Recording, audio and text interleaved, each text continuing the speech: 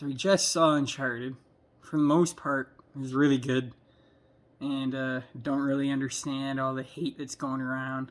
I don't know why the fuck this movie got a 50% on Rotten Tomatoes and Metacritic. I find that kind of disgusting. I think this movie just did a really good job of portraying the characters for the most part, other than Mark Wahlberg not having a mustache. But this is not a spoiler review at all. That's in the trailer. But stay around. Just letting you know. Stay around. There's 2 post-credit scenes. You cannot miss them. They're really good. And they're way better done than the fucking Marvel post-credit scenes. So much better. But for the most part, the characters were done really well. Going into this, I was more worried about the chemistry between Nathan and Sully. And I was worried about Chloe too. Number 1, because she doesn't have that ass anymore. And number 2, I just didn't know how they were going to adapt her on the screen. Maybe make her, strong female lead. Or are they going to partner it up with Nathan and Sully and make her a part of the team? And she's, they're not going to push the sexist agenda. Thank God that did not happen. And her character actually grew on me right away. I really liked her. The actress is very snappy. She has very good dialogue. And this movie is kind of weird because there's not a title card at the beginning. More so at the end before the post-credit scene. And the really weird thing I found out about this is the only spoiler I'm going to bring up. So don't talk, if you want to see the movie, turn this off now. So the airplane sequence from the third one is it starts off in the first scene, and then you're only with them for 20 seconds, and then it cuts back to a flashback of Nathan Drake and his brother growing up. But to show the airplane sequence later on, but just from the girl's point of view. And then Tom Holland doesn't actually get to do that much in that airplane scene, and that kind of sucked because they kind of hyped it up at the beginning of the movie. Going to be this big set piece, and then it only goes on for a minute, it felt like, and it really, really just went too fast. In the game, I guess it was a bit longer, but I don't know, man. I thought they could have done better on that. But the chemistry between all the characters is really good. They did a really good job of just bringing everyone in right away and just fleshing them out as they go along and just making them likable and pretty good character development. Not a lot of backstory, not that I really fucking care. There's just enough here for you to care a bit. And they did a really good job at that. Especially with, I at the beginning I was really 50-50 on Tom Holland being Nathan Drake. And then later on, there's a bit of references to the games that they do not shove in your face at all, which I really respect.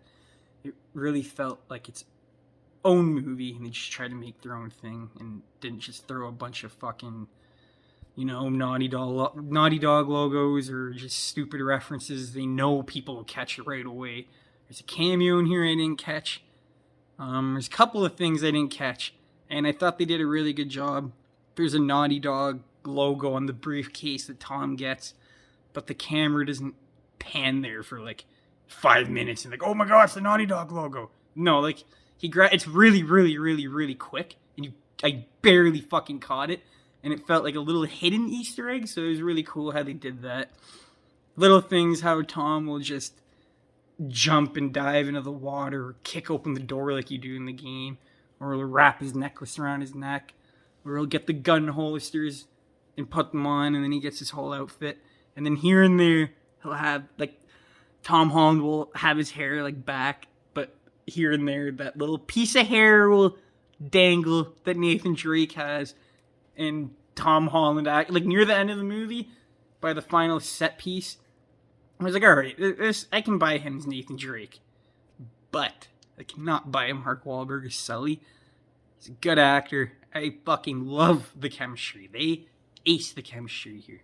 And that is very important. But Mark Wahlberg did not need to be Sully. They needed to pick someone older. Sully is an older gentleman. Mark Wahlberg is older, yes, but he does not look like he's a grandpa like Sully.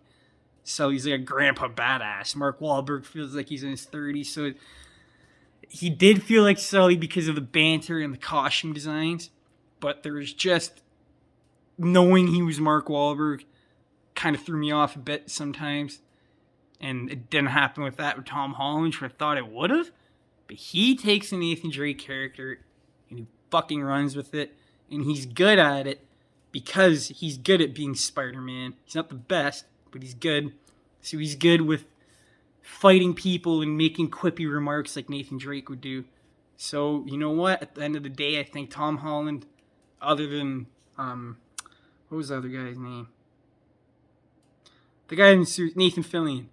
It was either one of them two. I would have taken, if I had a chance, I would take Nathan Fillion. But, no, Tom Holland took it at the beginning. Like I said, I wasn't sure, but he took that character and ran with it. Because he is just good at multitasking. He's good at fighting and making fun of people when he's fighting. He's good at being fast, charming. Everything Nathan Drake is basically has a resemblance to Peter Parker. So Tom Holland gets a point for that. Set pieces were really good when they happened.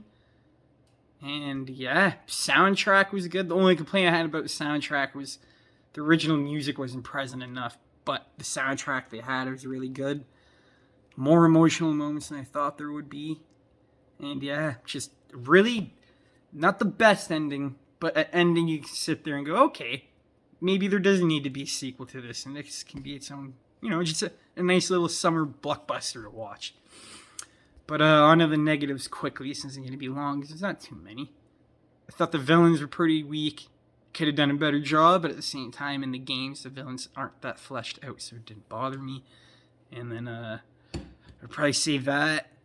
And the Sully thing really bothered me. And there needed to be more. There wasn't enough set pieces.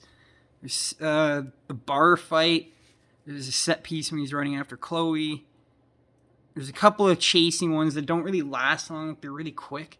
And then you get the big one at the end. But I wanted like one more big set piece like the game. But it's only a 2-hour movie. You got to fit the characterization in. So I can't get mad at that. But there should have been more fighting. Hands down. 100%.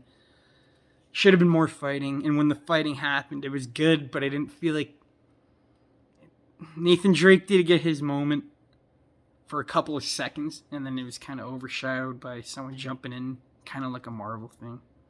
So that kind of sucked. Overall, not for everyone, and not every one of the fans of the games are going to enjoy this, not one bit. But I just hope everyone can get some enjoyment out of this and not bash it, because they really know what movie they're going for. And like I said, they're not throwing all this shit in your face, fan service, cameos. Nothing is thrown in your face. I thought it was done really well. You guys can think what you want, but if you saw this, let me know in the comments. And yeah, tomorrow I'm going to be reviewing Texas Chainsaw Massacre. If you've seen that, let me know. I'm pretty excited. But I really like this movie more than I thought I would. And there's a lot more mystery and awe to it than I thought there would be. And I actually cared about them going and finding the treasure and the artifacts, and they made it very easy for the audience to understand. It wasn't complicated. It was just like A to B, here, we need this key, blah blah blah, but they made it digestible and not overly complicated like National Treasure or Indiana Jones. I love those movies, but sometimes they get a bit like too fucking up their own ass, and it's just constant dialogue about where they need to go, and it gets boring. But here you got the action to set it apart. So very good variety here. Very beautiful locations too. You can tell that the directors shot this with ease and care. And it wasn't a cheap shot for shot. Actually, I didn't say that at the beginning of the video. It was not a shot for shot. It was very, very not cookie cutter at all. There's some beautiful shots here. I was not expecting from a big fucking blockbuster movie like this with two big actors. And there's a lot more swearing and a lot more adult jokes than I thought there would be, actually.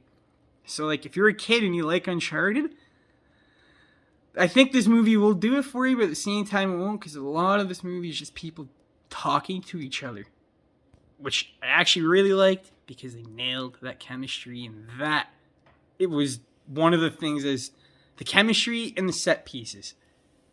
Number one, they did good. Number two is 50-50. Thank you for watching the review.